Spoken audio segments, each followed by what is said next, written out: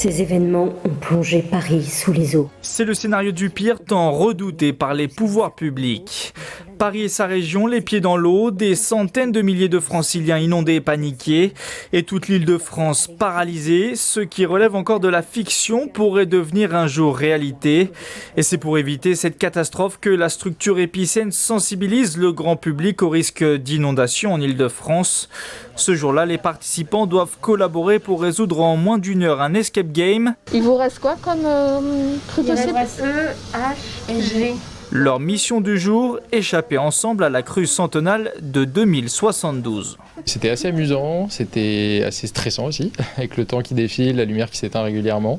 C'est une manière beaucoup plus intéressante de faire passer des informations parce qu'on le fait en s'amusant et sans le côté potentiellement anxiogène. Alors je dirais pas sans le côté stressant parce que c'est un escape game, mais sans le côté anxiogène du fait que c'est une inondation et tout ça. La vidéo de mise en situation est assez sympa, donc c'est pas mal. Ouais.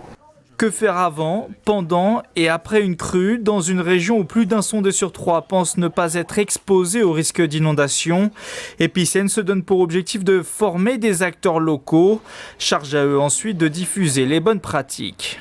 On a quand même des gens qui connaissent certaines choses, mais qui sont toujours en demande justement de savoir comment transmettre. Le problème, quand nous on est spécialistes, hydrologues, des spécialistes du risque inondation, le plus important pour nous c'est de bien communiquer, c'est de bien former les gens, c'est de bien les sensibiliser. Et du coup, ce module il sert à ça. 850 000 personnes et 620 000 emplois installés en zone inondable. Les enjeux sont colossaux pour la région capitale. Le territoire habitué des inondations avec 2 crues importantes en moins de 5 ans. En juin 2016, le niveau de la Seine avait atteint 6,10 mètres, bien loin encore de la crue historique de 1910, et un pic à 8,62 mètres qui avait alors bloqué la capitale pendant plusieurs jours. C'est un risque qui est inéluctable. C'est un phénomène séculaire, millénaire, qui s'est déjà passé, qui se reproduira. De toute façon, il faut que les gens s'y préparent. Il faut que les gens soient proactifs par rapport à ça et n'attendent pas, ne se laissent pas surprendre, entre guillemets, notamment en Île-de-France où le risque est prévisible. L'eau monte en général d'1 mètre, 1,50 mètre par jour.